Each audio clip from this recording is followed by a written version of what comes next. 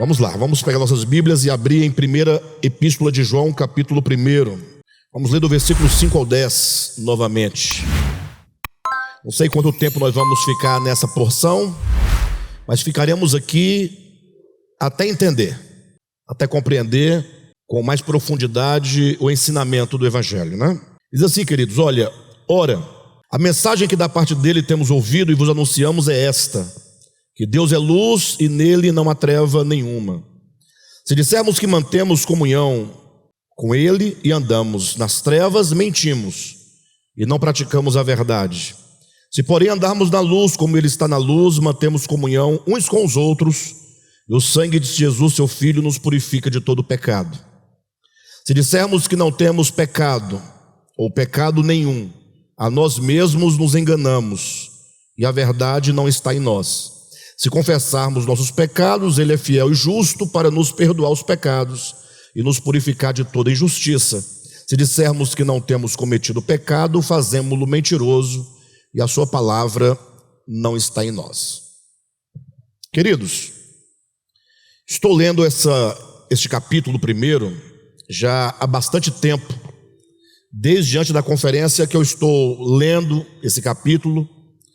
Na verdade, lendo todo o livro, né? São 4 capítulos, ou melhor, são 5 capítulos, mas especialmente o capítulo 1, que é, na verdade, o fundamento de toda essa epístola. E eu quero confessar aos irmãos que eu tenho recebido muita compreensão da parte de Deus, como nunca outrora havia compreendido este capítulo propriamente dito, e eu vou precisar que vocês façam um esforço para me acompanhar, porque eu poderia fazer diferente. Eu poderia explicar versículo por versículo, grosso modo, ali por cima, entregar para vocês, avançar e ir adiante, mas eu tenho esse defeito. Eu, quando compreendo algo, eu tenho a vontade de que os outros compreendam, se não na mesma proporção e profundidade, pelo menos o máximo que eu puder passar. Olhando os líderes, os pregadores, os pastores, se observa que a maioria deles, sem nenhum demérito, evidentemente, eles pregam a palavra do Evangelho, que tem que ser pregado ali por cima, mas não aprofundam, não ensinam, não levam a igreja a uma compreensão clara, profunda, fundamentada, esclarecida dos textos bíblicos. E nós temos aqui essa prática de ler o texto, mostrar o texto e levar vocês a olharem para o texto e verem, enxergar no texto aquilo que está sendo ensinado. Se isso é bom ou ruim, eu não sei. Eu sei que eu me sinto nessa missão, não é? De gerar pessoas livres, pessoas que pensam, pessoas que não somente aceitam a doutrina, a mensagem, mas que compreendem e sejam capazes de defender aquilo em que creem. E talvez a nossa grande dificuldade, a nossa maior dificuldade de entender a Bíblia, seja exatamente, talvez haja 2 razões. Primeiro, que nós fomos privados na nossa vida e, sobretudo, nas igrejas, de estudar. Os membros não são encorajados a estudar com profundidade, né? E segundo, que muito do que nós recebemos nos chegou como dogma, né? Fizeram um pacote das verdades e nos entregaram aquele pacote, e nós recebemos o pacote, desembrulhamos e não sabemos depois o que fazer com esse pacote de dogmas, de doutrinas, né? Na verdade, a Bíblia é um instrumento, ela é um meio que nos serve para nós termos uma compreensão mais profunda acerca das realidades espirituais. E quando eu digo realidades espirituais, não é somente nesse sentido evangélico da palavra, né? Mas olhar o mundo com espiritualidade, com realidade, aquilo que é essencial, aquilo que é fundamento, e não nos deixarmos levar pela mera aparência. E quando então eu estudando 1 João capítulo 1, sobretudo esses versículos de 5 a 10, eu não tive como escapar de tão próximo e de tão semelhante que é com uma teoria filosófica do que João está falando e do que um certo filósofo também disse. Lógico, com as devidas diferenças, né, entre ambos, até porque o filósofo ele tropeça na fatalidade e do imediatismo do material, do físico, do temporal, do agora. Enquanto João, ele abre para nós uma cortina de esperança. Então eu vou começar apresentando esse pensamento desse certo filósofo, que talvez nos ajude a mergulhar com mais profundidade no que João está colocando, tá bom? Então procura aí se esforçar para entender e eu me farei o mais claro possível, né, que eu conseguir.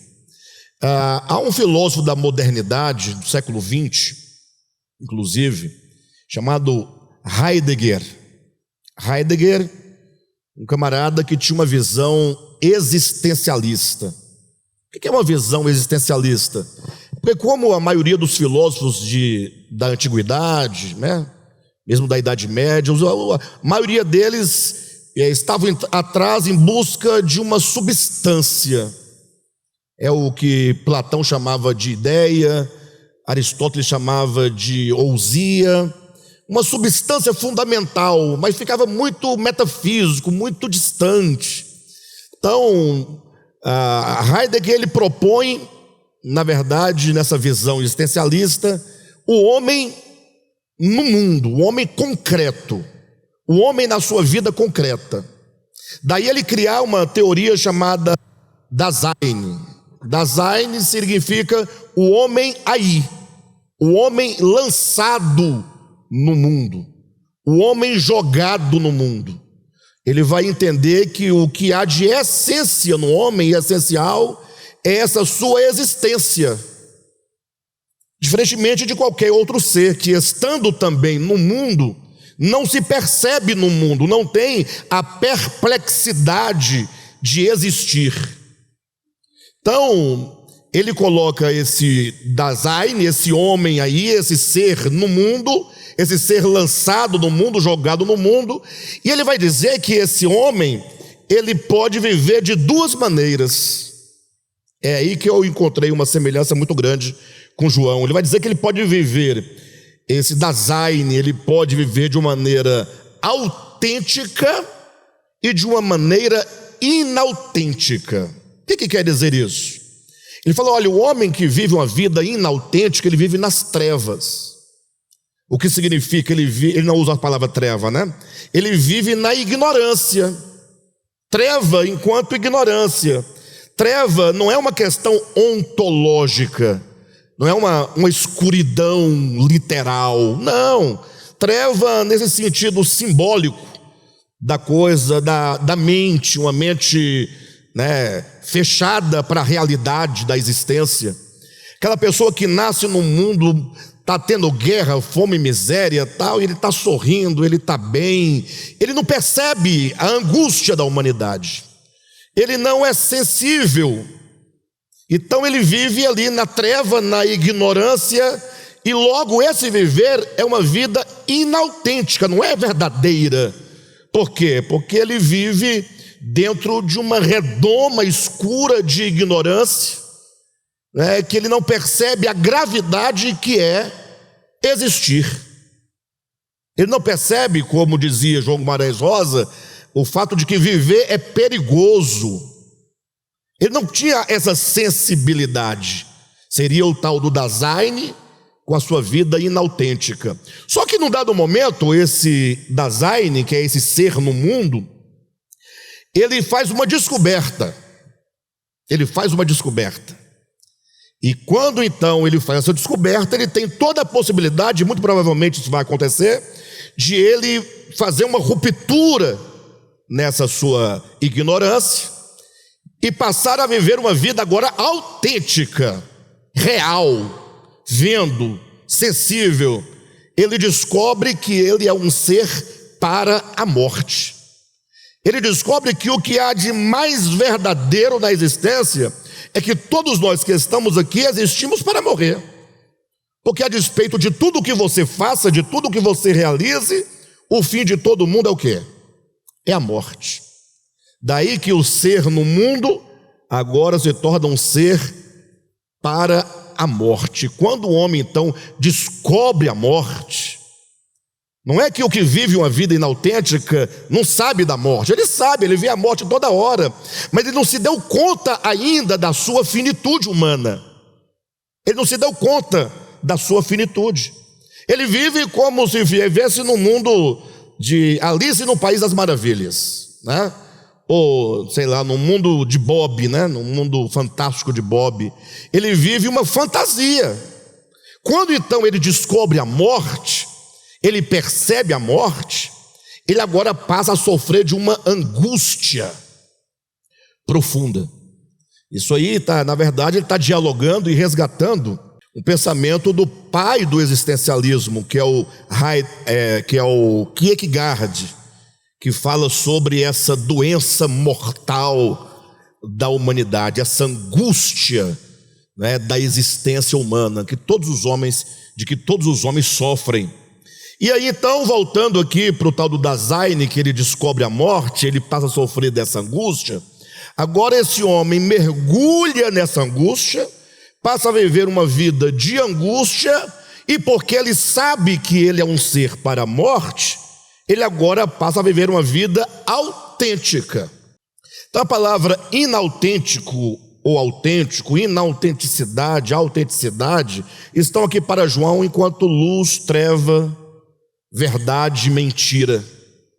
Porque é como se nós disséssemos que o homem vive, na verdade, uma grande mentira. É o que nós temos falado aqui no Devap muito, que o pecado original é a tal da ilusão. É quando o homem, a despeito de ter a sua consciência aflorada, aberta para o bem e para o mal, ele agora não sabe viver uma vida autêntica. Por quê? Porque a ignorância das trevas, da ilusão, do engano, da mentira, cega o seu entendimento. Então a humanidade, ela é cega de nascimento. Todos nós, quando nascemos, já nascemos debaixo de uma ignorância. Por isso que nós vivemos buscando as coisas passageiras, buscando o prazer imediato, buscando riquezas, tudo aquilo que é perecível. No dia que nós nos dermos conta de que isso não é nada, no dia que nós nos depararmos, no caso do Heidegger, né?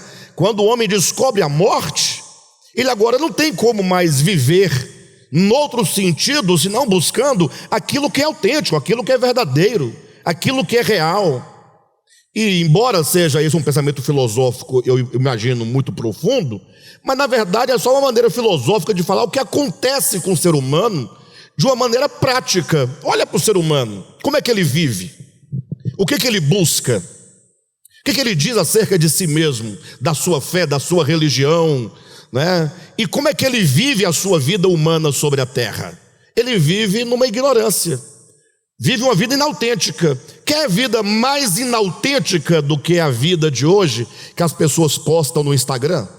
O Instagram é verdade ou é mentira o que se posta lá? Tudo é mentira. A pessoa está lá na praia, e só que ela não revela quantas parcelas ela está devendo da passagem de avião, quantas parcelas ela está devendo lá para a empresa, né, de turismo. Ela não fala como é que está o cheque especial, quantos cobradores estão batendo na porta.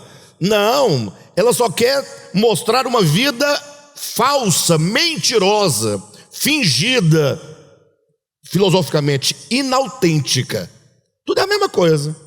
E essa pessoa faz isso porque ela está vivendo na sua ignorância, vive uma mentira porque está em trevas. A pessoa vai vivendo assim, num dado momento ela descobre uma enfermidade grave. E aí quando ela descobre a enfermidade grave, ela ainda está cheia de esperança. Não, vamos lutar, tem médico, a medicina está avançada, está tudo certo. E aí ela vai buscar os meios, e os meios vão acabando, a indústria da medicina vai comendo dinheiro, tudo, porque cada cirurgia é um preço, paga até pela agulha que usa, e não vai resolvendo muita coisa. Aí a pessoa fala, não, mas tem jeito, vou apelar agora para os irmãos.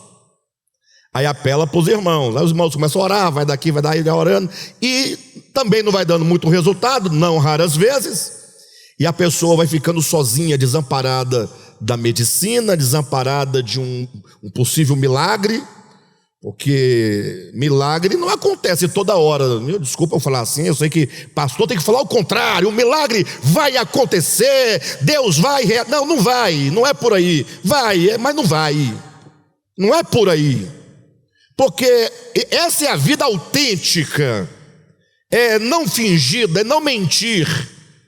Porque aquele que diz que Deus vai fazer e vai curar, e o milagre vai acontecer, olha para a igreja dele, vê se o povo lá não está morrendo também. Tá bom, Deus cura um aqui, cura outro ali, amém, está tudo certo. E nós vamos continuar orando para Deus curar, porque faz parte também do nosso movimento espiritual, da nossa prática espiritual, do nosso crescimento, da nossa fé, da nossa esperança. Mas o fato é que o povo está morrendo. Morre de câncer, morre atropelado, morre baleado, morre de susto, morre de caganeira, morre de qualquer coisa. A morte não tem problema com ela. Ela só tem uma exigência para levar o indivíduo. Essa é uma piada, mas é verdadeira, né? Está vivo? Tá, então você é um fortíssimo candidato para morrer. Perfeito? Bem, de todo modo, quando então o camarada se vê desamparado e ele percebe que agora vai mesmo, não tem jeito, eu pergunto, para onde vão as ilusões dele, dessa pessoa? Para onde vão as ilusões? Essa pessoa passa a viver uma vida autêntica ou inautêntica? Autêntica, agora ela é o que é. Até porque não tem mais como mentir nem fingir, porque vão dar banho nela. E aí quando a pessoa se vê sendo alguém dando banho, você tem que tirar a roupa diante de uma pessoa, às vezes um estranho, às vezes um familiar, às vezes um filho. E você se vê assim, puxa, que coisa, que, né? Você vê, você sabe que você é um ser para a morte, você compreende a finitude humana. E agora então, voltando para Heidegger, o fato é que ele vai falar então dessa angústia que é capaz de levar o homem a uma vida autêntica. O homem mergulhar radicalmente, profundamente na sua angústia. O grande problema é que Heidegger, ele se esbarra no fatalismo, na fatalidade. Ou seja, acaba aí o pensamento dele, a angústia. Um homem desesperado e sem esperança. Como ele não olha, não consegue ver para além deste muro, dessa barreira, né, que é a morte, que é o fim, ele só consegue ver como o pregador do livro de Eclesiastes, que tudo se esgotava debaixo do céu. Então agora o valor desse pensamento heideggeriano é que esse camarada agora, vendo a morte como sendo a única certeza, e sendo consumido por essa angústia, ele agora tem a possibilidade de vir a ser alguma coisa, de experimentar alguma mudança aqui, de melhorar alguma coisa aqui, nessa existência. Ou seja, nesse sentido, o melhor é que essa angústia venha logo, né? Nesse sentido, no sentido filosófico, que não é o nosso caso, nós vamos entrar em João. O ideal para essas pessoas que não chegaram em João, né, que venha logo a angústia para ele melhorar um pouco a sua existência aqui nessa terra. Inclusive, falando disso, não tem como passar batido, eu me lembro, não tem como. Tem um conto de João Guimarães Rosa que vocês deveriam ler. Eu sei que não é aula de leitura. Na nossa aula de leitura nós vamos ler, né? Quem faz o curso conosco vai ver quão maravilhosa é esse pensamento. O conto chama-se A Menina da Fita Verde no Cabelo. Menina da Fita Verde no Cabelo. É um conto que você lê na hora do café, tomando café você lê rapidamente, pequenininho. Que é uma paródia do conto Chapeuzinho Vermelho, né?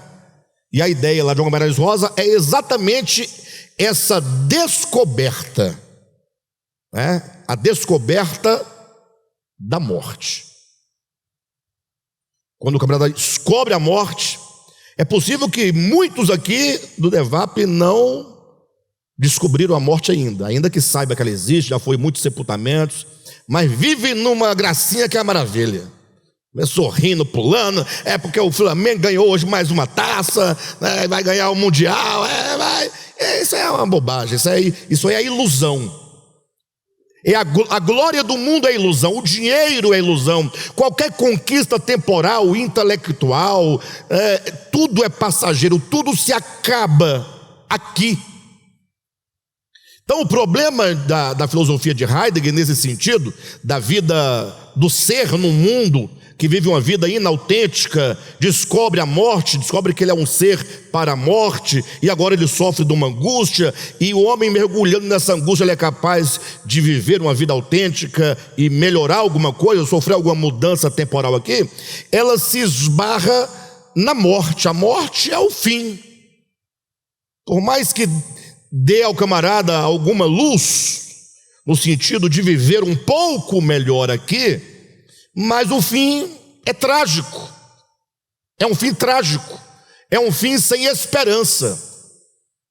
E olha, estamos falando aqui de humanidade. João, ele vai passar por um caminho muito semelhante ao de Heidegger. João veio antes, Heidegger veio 2000 anos depois de João. Só que João viu para além da fatalidade da morte. João não fala sobre a morte, ele fala sobre a vida.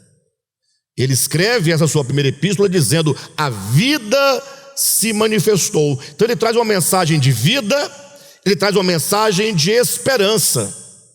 Ele diz que o evangelho é Deus vindo encontrar-se com o homem para levá-lo de volta ao Pai e restaurar com o Pai a comunhão, ou estabelecer essa comunhão do homem com Deus. E isso é maravilhoso, isso é o evangelho, isso é a primeira página do evangelho. O problema é que quando você crê nesse evangelho, porque não tem coisa melhor, e você saber que tem esperança, que Jesus veio, que ele morreu, todo o evangelho é uma maravilha. Tudo do evangelho é uma maravilha. Jesus veio, morreu, perdão de pecados, justificação pela fé, a graça, né? As bênçãos espirituais, a vida eterna, tudo é maravilhoso. Mas a despeito de quão maravilhoso pareça ser tudo isso, vocês perceberam que a gente vive uma vida religiosa muito morna, diante de coisas tão belas e tão grandes? Me parece que o nosso movimento na direção dessas coisas que julgamos serem grandes não é compatível, né? Não é compatível. Se disser amanhã para alguém: olha, surgiu uma vaga ali, você vai ganhar 10 mil reais, o camarada está ganhando 3, 4, 2, o que ele faz? Ele já muda, ele se desperta, né? A disposição muda, ele quer ser o primeiro a chegar lá amanhã. Ele vai enfrentar a chuva, vai enfrentar o sol, vai pegar um ônibus, um Uber, pegar um dinheiro emprestado. Ele vai se desdobrar, porque o objeto oferecido é grande. Agora a gente fala das coisas de Deus e não parece. Então tem um problema aqui de inautenticidade. Um problema aqui. Se vocês olharem com atenção, e antes de eu retomar o ponto em que eu estou, veja quantas inautenticidades tem aqui no texto que nós lemos. No 5 ele apresenta o que Deus é luz e nele não há treva nenhuma. Ele coloca luz e trevas como os paradigmas. Aí ele diz: se dissermos e se andarmos Então ele vai fazer esse jogo, se dissermos, se andarmos, se dissermos, se andarmos. Se a gente fala uma coisa e vive outra, ou seja, nós falamos uma coisa, mas vivemos outra diferente. Quando nós falamos algo, mas aquilo que dizemos não é verdade, não é real, não é o quê? Autêntico, para usar a palavra de Heidegger. O que vivemos de fato é o contrário do que nós falamos. O que João está escrevendo, o seu objetivo nessa epístola é combater esse tipo de gnosticismo. Se vocês lerem qualquer comentário bíblico, até esse comentário de Bíblia que vocês compram da Shed, comentário de rodapé de Bíblia, todos vão dizer: João estava combatendo o gnosticismo. O que é o gnosticismo? Não creio que Jesus veio em carne. Não creio. Calma. Isso aí é uma forma de gnosticismo. A forma mais pura do gnosticismo é quando eles falavam que havia um conhecimento secreto, que quem alcançasse esse conhecimento secreto era um iniciado.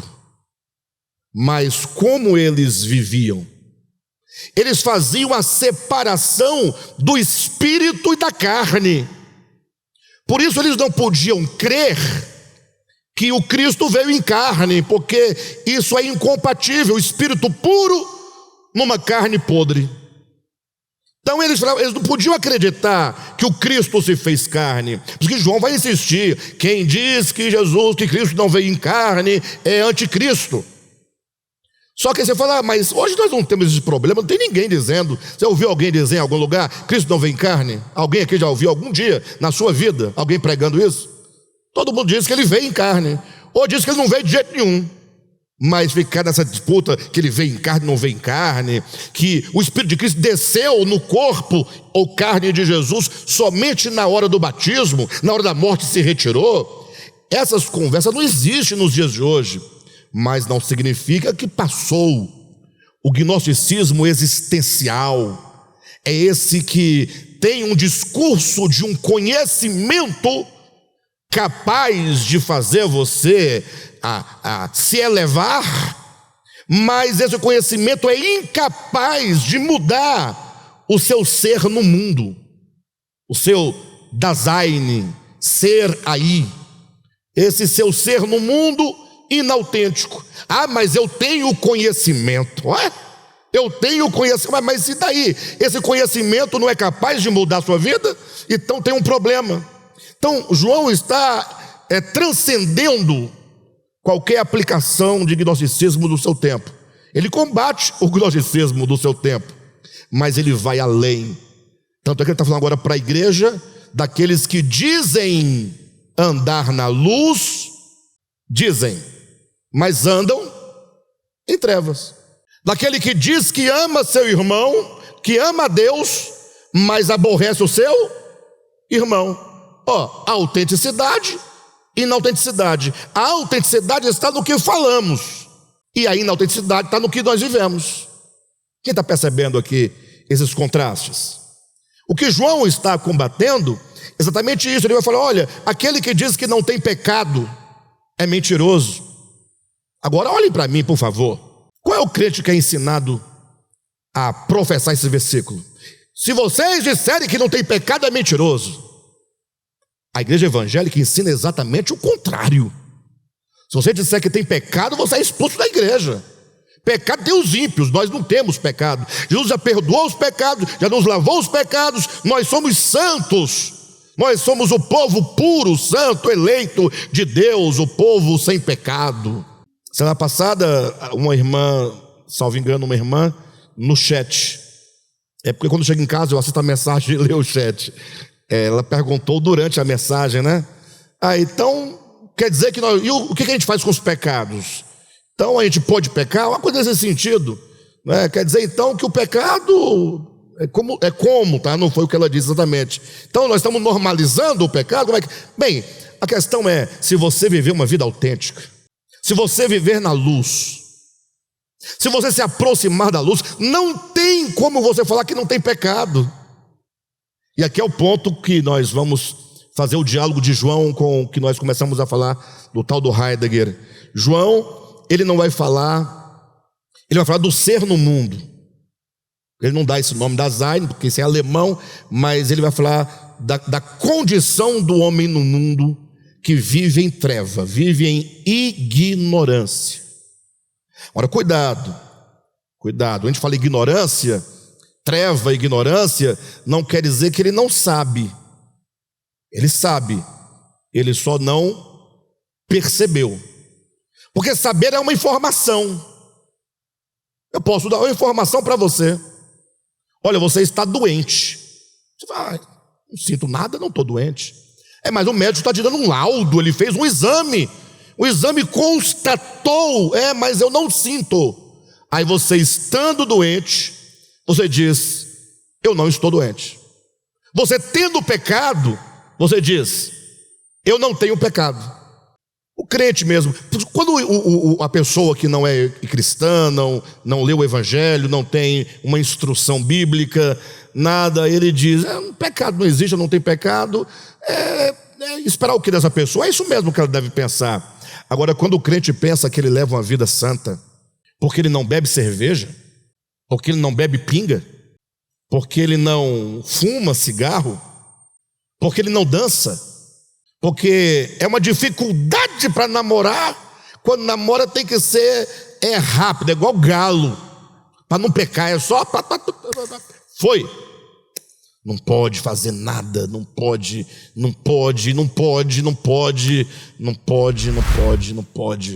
Papai, mamãe, arroz e feijão, aquela coisa cansativa.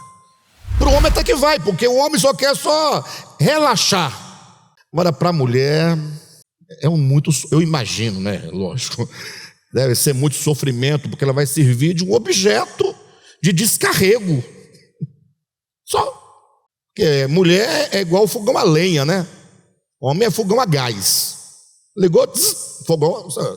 Agora a mulher tem que colocar lenha, aí vai, sopra, baleia, vai. Só que não dá tempo, porque o homem vai pecar, vai pecar. Aí a pessoa acha que ela não peca por causa disso. Aí a pessoa não fala palavrão, não fala palavrão. E porque não fala palavrão, ela acha que ela não peca. Mas se tem gente que mais xinga é crente. Xinga do púlpito, não é? Xinga quando você fala aquele abençoado. O que você quer dizer com abençoado é a mesma coisa de um palavrão. Na verdade, o palavrão não existe em si. Vocês sabem disso? Palavrão só existe enquanto palavra que tem muitas letras, né? Uma palavra grande. Palavrão, ele existe nesse conceito de palavra torpe quando há intenção e maldade, né?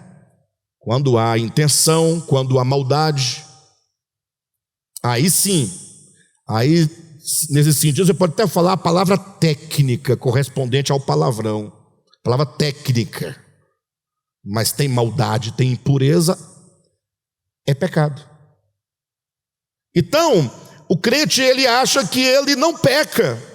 Quando você fala, o que vamos fazer? Então o pecado está normalizado? Não está não, ele existe, é a condição humana. O homem sofre de uma doença, e essa doença, ela é causada pelas trevas da ignorância, que é o não perceber, que é o não sentir, e essa treva leva o homem à fabricação, à produção de uma máscara chamada ego, que é a inautenticidade da vida. Quando você diz, não, eu sou o que sou, eu sou isso. Não, eu sou assim, ponto final. Não, você não é. Isso aí é a máscara, isso é mentira, isso é inautenticidade. Isso é ignorância, isso é fruto da ignorância. Porque João vai dizer, porque a mensagem que da parte dele temos ouvido é esta. E assim começa o falar de João aqui no versículo 5. Qual é a grande mensagem? É que o homem é um ser jogado no mundo, que ele agora descobre a morte e entra em desespero? Não. Começa com luz. Deus é luz. A luz que resplandece, mas não é uma luz ontológica, não. Deus é luz, porque a natureza dele é luz. Não, luz aqui não tem esse sentido ontológico, substancial, essencial. Deus é luz, quer dizer, Deus é aquele que desvenda. É aquele que quando se mostra ao homem, é aquele que quando se revela ao homem, ele desvenda a verdade. Onde Deus chega, a mentira, que são as trevas, desaparecem. Em Deus não tem inautenticidade. Em Deus tudo é o que é, como é. Falar que Deus é luz quer dizer, prestem atenção, que Ele é aquele que desvenda diante dos olhos humanos a verdade. Ele leva o homem, Ele ilumina o homem. E quando Deus se realiza em relação ao homem como luz, que ele brilha no sentido de resplandecer, de abrir o juízo, de abrir a consciência, de mostrar a verdade ao homem, e essa verdade é como um espelho, mostra quem Deus é de um lado e mostra quem o homem é de outro. Onde essa luz entra, Deus se mostra e o homem é revelado. Dizer que Deus é luz é dizer que Ele é aquele que desvenda a verdade diante do homem, de modo que todo homem agora diante dessa luz, ele é exposto. Diante dessa luz, este homem, ele é revelado, ele é julgado, e agora que você contempla o que de fato você é chamado a dar uma resposta. Você tem que dar uma resposta diante da luz. Nós lemos aqui na semana passada, João capítulo 3, versículo 18 em diante, que o julgamento é este, que a luz veio e os homens fugiram da luz, porque suas obras eram más. Fugir da luz é uma resposta. Agora, ao contrário daqueles que fogem da luz, temos o caso daquela mulher pega em flagrante ato de adultério, que ela permaneceu diante da luz e depois ela seguiu a luz. Lembra que Jesus disse: quem dentre vós não tem pecado, que atire a primeira pedra? Quando ele disse isso, o que aconteceu nas consciências daqueles homens que estavam com as pedras para atirar contra a mulher pega no ato de adultério? Eles foram iluminados. Mas o que quer dizer? Teve uma luz, brilhou um holofote, o sol nasceu? Não, quer dizer que eles se viram perversos. Eles viram a maldade, porque o texto é claro que diz que eles fizeram uma casinha, usando um termo aqui bem do vulgo, né? Fizeram uma armadilha para aquela mulher, para colocá-la em adultério, para que fosse pega em adultério. Eles fizeram ali uma armadilha para, pegando a mulher em adultério, levando a Jesus, pudesse colocar Jesus numa situação difícil. E eu pergunto, quem é que estava com aquela mulher? Não estava ali no meio? Porque Moisés tinha dito: será morto o adúltero e a adúltera. Levaram a adúltera, e cadê o adúltero? Não foi num flagrante ato? Cadê o adúltero? Escapou por quê? Não estava lá no meio também, com a pedra? E eu pergunto, e se eles criaram essa situação, eles também não estavam olhando o que estava acontecendo? E não estava com os desejos maus na sua mente? Então, quando Cristo disse: quem de vós não tem pecado, é como que a luz resplandecesse. E o texto vai dizer que eles foram acusados pela própria consciência. Eles foram expostos. Por isso que quando acaba, eles largam as pedras, vão embora, a mulher permanece nua. Porque se foi num flagrante ato, e os homens eram maus e perversos, não foram bonzinhos. Não, veste a sua roupa, que nós queremos, né, fechar nossos olhos. Veste a roupa para nós levar você para o mestre, para saber. Não, levaram-na como estava, nua. Jogaram diante dos pés de Jesus. E lá ela estava. Isso é muito simbólico, porque a condição de nudez mostra a condição pecaminosa, mas também mostra que estava despida de qualquer justiça própria. Estava ali, a lei manda matar, acabou, é isso mesmo. Mas não, ela permanece. Jesus falou também: não te condeno. E aí em seguida é dito, no versículo 12, estou em João capítulo 8. E Jesus disse outra vez, de novo lhes falou Jesus, para encerrar essa história: eu sou a luz do mundo. O que significa que o capítulo 8, essa história dessa mulher, o tema é a luz. Ele é aquele que ilumina. E quando então ele ilumina o homem percebe a sua condição. O homem é revelado, o homem é julgado. Julgado porque a luz, julgar não é um juiz sentar e falar: você fez isso, então tá. Não, o julgamento é este, é quando você é mostrado. Estamos condenados pelo que somos, pelo que realizamos. A verdade mostra o que é, declara o que é. E agora então essa mulher segue Jesus. Ela segue na luz. A resposta que você pode dar diante da luz é fugir da luz ou seguir na luz. E quando então você segue na luz, quando você então passa a andar na luz, é aquele momento quando a luz brilha, e quando a luz brilha você consegue enxergar aquilo que você é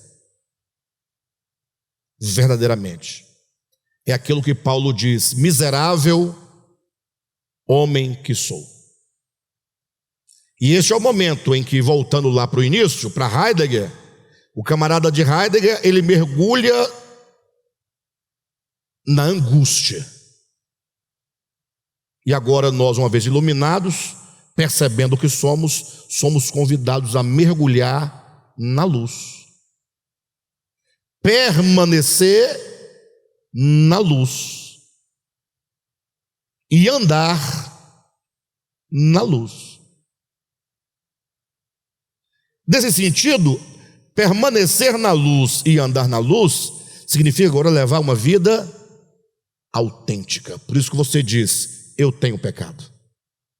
Você não esconde os seus pecados.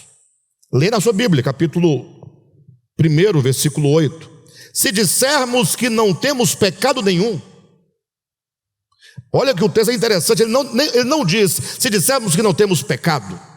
Não, pecado nenhum. Ou seja, você está na luz, você anda na luz, e porque você está na luz e anda na luz, você tem a autenticidade de olhar para si e falar: eu tenho pecado. Eu tenho pecado. Mas surge uma situação, alguém fala: tá, mas e daí? Então agora como é que você está na luz e tem pecado? Não, o fato é que se alguém está na luz, ele não vai dizer que não tem pecado, ele vai dizer que tem pecado. Porque se ele disser que não tem pecado nenhum, ele é mentiroso, ele está em treva. Somente alguém que está na treva, na ignorância, é que não consegue perceber suas misérias, não consegue perceber seu coração, suas maldades. Eu sei que olhando grosso modo, nas trevas, na ignorância, na inautenticidade, você fica procurando um pecado. Procura um pecado seu agora aí, para você ver como você tem dificuldade de encontrá-los. Você não tem uma lista pronta na sua cabeça. Você vai, peraí, vou pensar aqui. Aí você vai procurar. Quando você fala que vai procurar, quer dizer que você julga que se tiver muito pouquinho, é tão pouquinho que você não está nem lembrando. Qual é o pecado que eu tenho? É o que a pessoa fala imediatamente. Tá, então qual é o meu pecado? Fala. Aí o outro é capaz que fala na bucha, né? Mas nós temos essa dificuldade. Alguém diz: tá, mas tá bom, então temos pecado. Então quem está na luz, ele diz: eu tenho pecado. Ele confessa que tem pecado: eu tenho pecado. Vai perguntar: e o que nós vamos fazer agora? Então é muito fácil assim. É muito fácil dizer que está na luz e tem pecado. Mas não sou eu que estou dizendo, é a Bíblia que está dizendo. Aquele que diz que não tem está em treva, é mentiroso. Ele é ignorante com respeito a si mesmo. Ele não se conhece. Ele não está sob o holofote, sob o foco da luz. Então, se você anda na luz, você fala: eu tenho pecado, porque a luz mostra quem eu sou. E a pergunta é: tá, e o que fazer se eu estou na luz e tenho pecado? Olha o versículo 9. Se confessarmos os nossos pecados. Confessar os pecados. Ou seja, só pode confessar os pecados aquele que sabe que tem pecado, que percebe que tem pecado, que reconhece que tem pecado e que não esconde o seu pecado. É por isso que andar na luz é um caminho. Andar na luz, olha, andar. Não é que a luz bateu, eu estou na luz e acabou. Não, não. Andar na luz é um processo de ser iluminado, ser mostrado. Até porque a iluminação de Deus, o fato de Deus ser luz e Ele nos iluminar, nos mostrar, nos revelar, não é uma coisa que acontece pronta de uma vez por todas. A iluminação, esse mostrar, essa verdade acerca de nós mesmos, acontece do modo como os gregos entendiam a palavra verdade.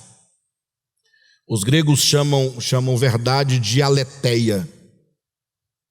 Se você pegar um bom dicionário filosófico, eles vão dizer que aletheia corresponde à palavra verdade, mas não no sentido como nós entendemos hoje. Significa uma realidade que se mostra, mas não se mostra aos olhos do corpo, se mostra aos olhos do coração. Sabe quando você sabe de uma coisa a vida inteira e um dia aquilo parece que entra na sua cabeça e no seu coração, você fala: puxa vida, pois agora eu entendo o que eu ouvi e falei a vida toda. Já aconteceu com vocês isso? Tem um momento que você é despertado para aquilo que você já sabia, mas você não tinha caído na real. Uma vez um irmão falando dessa experiência, ele falou assim: olha, eu estava assistindo um programa de TV do Devap, o Alexandre pregando, falando sobre as igrejas do Apocalipse, e de repente, olha a expressão que ele usou: eu senti como que dentro de mim uma moeda, como uma moeda que cai dentro d'água, que faz aquele barulho. Quando uma pedra, algo cai dentro da água, não faz aquele barulho? Parece que eu senti que alguma coisa se abriu dentro de mim e falei: puxa vida, ele enxergou. O problema que aconteceu com ele, o que aconteceu com Bartimeu. Bartimeu via e um dia deixou de ver. Lembra quando Jesus pergunta para Bartimeu: o que queres que eu te faça? Ele diz: que eu torne a ver. Ele já via e deixou de ver. Então tem muitos que na experiência veem, foram iluminados, mas em razão dos seus caminhos perde-se novamente a luz. Bem, mas isso é outro assunto. De todo modo, os gregos falam que a aletheia é essa revelação, é essa coisa que acontece. Nós chamamos de revelação, os gregos chamam de aletheia. É esse mostrar-se da verdade aos olhos do coração dentro de nós. Só que os gregos continuam dizendo que a aletheia, que é essa verdade, isso que se mostra dentro de nós, não se dá por completo, nunca. Ele se mostra e se esconde. Um jogo, ele se mostra, mas sempre que ele se mostra tem muito oculto. Por quê? Porque a experiência da verdade, da aletheia, é uma experiência de andar na luz. Você tem que caminhar na luz, vai andando na luz. E você então, à medida que você vai vendo, você reconhece que tem pecado, você confessa o pecado. Confessar não é falar: Senhor, me perdoa, eu estou confessando. Não, confessar é reconhecer e declarar. Quando você reconhece que tem pecado, quando você reconhece que pecou, ou que comete este ou aquele pecado, você abre uma porta enorme para que o Espírito Santo trabalhe dentro de você, para que a luz invada aquele setor da sua vida, aquela área da sua vida, e ilumine de tal modo que aconteça mudanças profundas dentro de você. Então, vida cristã não é que você não peca, que você é santo, que você, não, bobagem, né? A vida cristã é andar na luz é ser exposto à verdade, essa verdade que vai se mostrando e nos mostrando, e vai nos revelando aos poucos, e nós, porque vemos, nós confessamos, nós não nos escondemos, nós tiramos nossas máscaras, nós não somos inautênticos, não vivemos uma vida fingida, não vivemos de hipocrisia. Diante do Senhor nós reconhecemos, e Ele vai então nos curando. Portanto, mergulhar nessa luz, andar nessa luz, não se entregar como o Dyson de Heidegger, que se lança ao desespero, não se lançar na luz, porque abre-se aí a grande possibilidade das nossas transformações, das nossas mudanças. Outra palavra seria o insight, né? A diferença do insight, de iluminação, insight, para a aletheia, é que os gregos acrescentam a ideia de que a aletheia é o desvelamento, é esse jogo, ou seja, nunca se dá por completo, ela se dá, mas se esconde. Por quê? Porque requer experiência. Essa experiência é um caminho para fora, é um caminhar constante que vai então acontecendo, né? Por exemplo, a igreja é uma coisa muito extraordinária, porque tem aqui 200 pessoas, 200 irmãos, e aí os 200 ouvem a palavra ministrada, a mesma palavra, no mesmo momento, né? Do mesmo jeito, no mesmo dia, só que uns crescem um pouquinho, outros crescem um pouco mais, outros não crescem nada. E eu sei que na nossa insistência e desejo, a gente fica, a pedra no coração, já tem espinho no coração, irmãos, vamos lá, isso tem que acontecer, como um pai que tem que ficar ali no filho, olha, nós temos que avançar, ensinar, educar, disciplinar, tal, mas o fato é que cada um tem o seu próprio crescimento, e cada um tem a sua própria experiência. Tem coisas que alguém não vai compreender agora, que essa revelação não vai acontecer agora, porque ele não está pronto.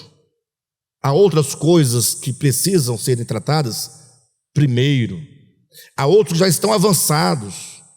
É porque há uma grande diferença. É possível que haja um cristão com 5 anos de experiência de andar na luz e seja mais crescido que um irmão que tem 30 anos andando na luz.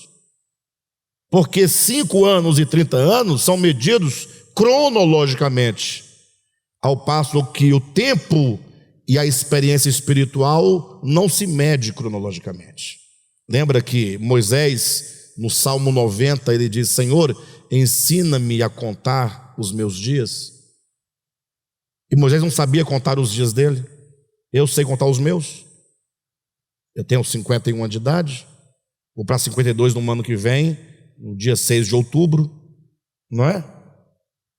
Eu sei contar meus dias. Moisés foi criado em toda a ciência do Egito. Ele era versado em toda a ciência do Egito.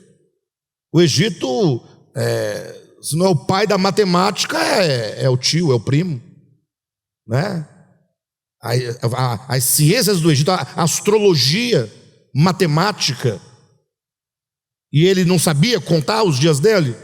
Ele quer aprender a contar os dias espirituais, no sentido de discernir o tempo, e não somente o tempo, mas saber valorizar o tempo que tem para transformar tempo cronológico em tempo espiritual. Então é muito claro. Agora, lendo o texto novamente, depois do que falamos, olha o que nós vamos ver. Versículo 5, 1 João 1,5. Ora, a mensagem que da parte dele temos ouvido e vos anunciamos é esta: que Deus é luz e não há nele treva nenhuma. Se dissermos que mantemos comunhão com ele, olhem para mim, se você perguntar numa igreja, quem aqui tem comunhão com ele? Dificilmente alguém vai dizer, eu não tenho comunhão com ele. Dentro de uma igreja evangélica, Aqui ainda vai ser diferente, porque aqui o povo está meio vacinado, então o povo não sabe bem o que responder. Tinha um irmão aqui que falava assim: rapaz, quando o pastor pergunta, eu não respondo nada, porque eu respondo de um jeito, é de outro, se eu responder de outro, é daquele jeito. Então não tem jeito para ele, então eu não respondo nada. Mas se você perguntar por aí, o povo vai à loucura, gritando glória a Deus, uhul, assoviando, quem tem comunhão com ele, Mas isso é autêntico ou inautêntico? É a pergunta que o texto... Nós falamos de luz e trevas, de verdade e mentira. E João deixa claro: se dissermos, está no âmbito da fala, da mera declaração. Se dissermos que mantemos comunhão com Ele e andamos em trevas, na ignorância, no fingimento, na hipocrisia, de não admitir que tem pecado, e se eu não admito, logo eu também não confesso, e eu pareço ser algo que não sou, pareço viver o que eu não vivo. Então, se dissermos que mantemos comunhão com Ele e andamos em trevas, mentimos e não praticamos a verdade. Versículo 7: se porém andarmos na luz como Ele está na luz, como é que nós vamos viver? Agora é se andarmos, não é se dissermos. Se você disser uma coisa e viver outra, é um mentiroso. Está aqui. Agora, não devemos nós dizer, devemos andar. Se andarmos na luz, como Ele está na luz, o que acontece? Mantemos comunhão uns com os outros. Então o segredo de mantermos comunhão é andar na luz. Não é que na luz está todo mundo perfeitinho, por isso está todo mundo em comunhão. Não, porque o versículo 8, o versículo seguinte vai dizer: se dissermos que não temos pecado. Ele diz: se você andar na luz, você vai ter uma vida autêntica. Logo você não tem como olhar para o outro e julgá-lo, não tem como olhar para o outro e se sentir melhor, você não tem como desenvolver inimizade contra ninguém, absolutamente, porque você olha para o outro e você vê o que é, e que você não é melhor do que o outro, em absolutamente nada.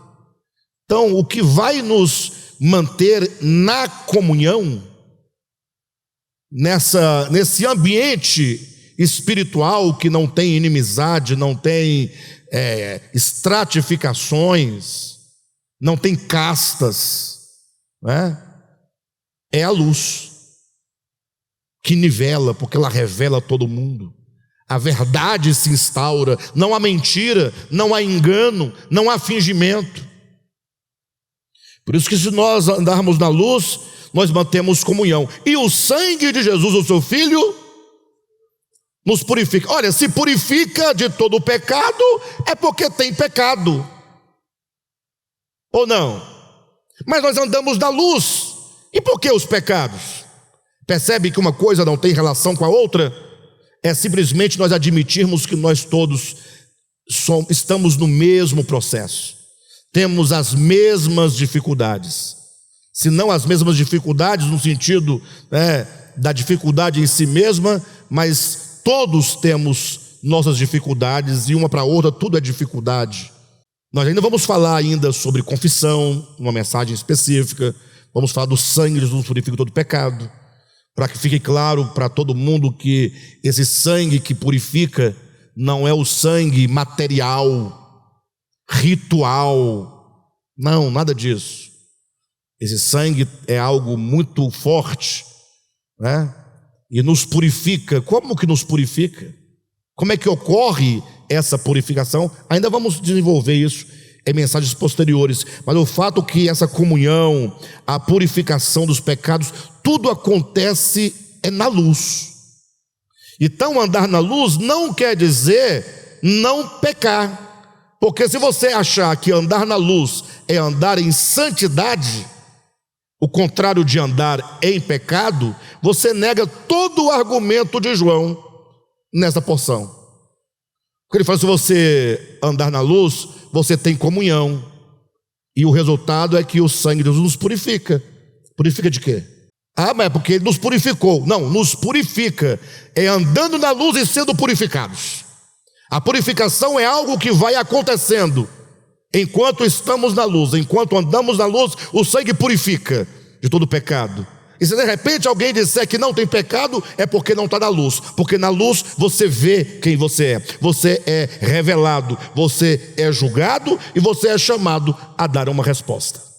E seguindo diz ainda no versículo 9: se confessarmos nossos pecados, Ele é fiel e justo para nos perdoar os pecados e nos purificar de toda injustiça. Versículo 10: se dissermos que não temos cometido pecado, não somente você é mentiroso, mas você agora faz Deus mentiroso.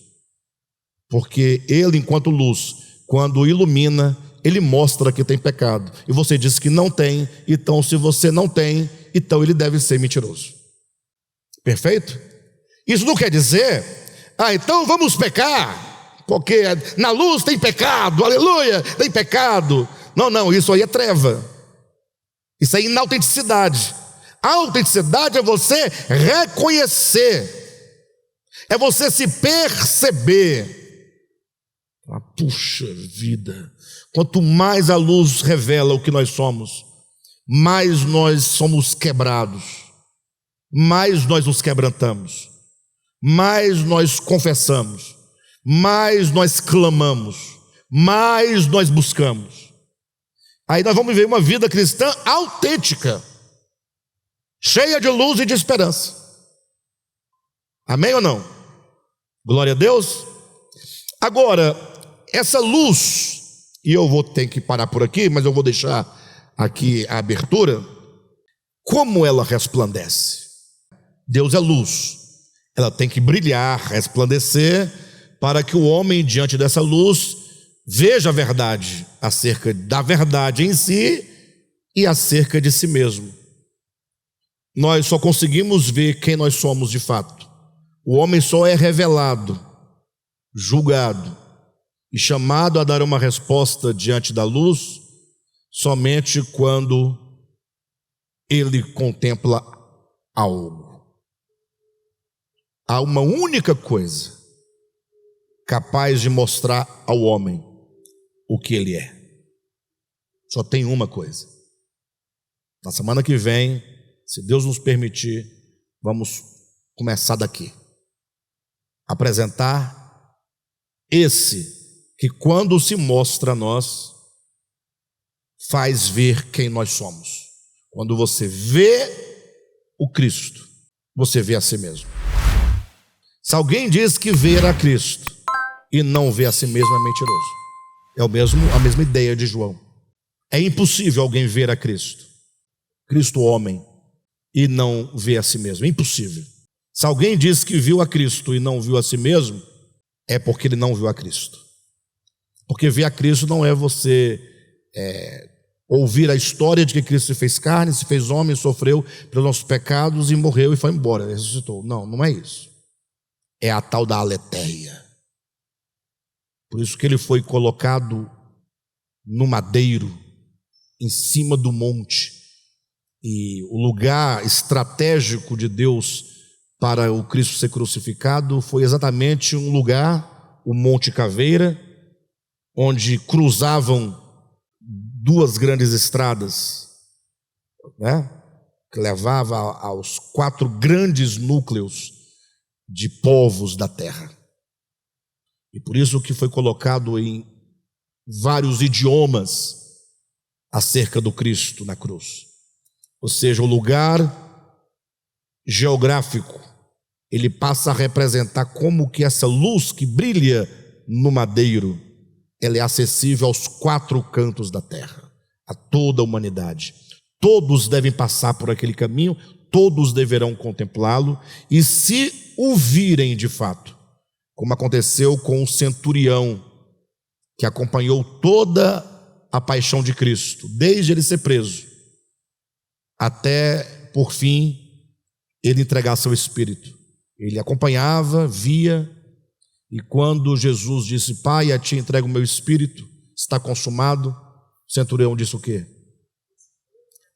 Este verdadeiramente era o Filho de Deus. Ele viu. A vida dele não pode mais ser a mesma, porque é tão santo e tão puro o Cristo, que isso reflete negativamente em nós. A pureza dele nos ofende, nos expõe, nos humilha. Tá bom? Semana que vem a gente segue deste ponto. Eu espero que esse texto esteja se abrindo a nós pouco a pouco ao entendimento.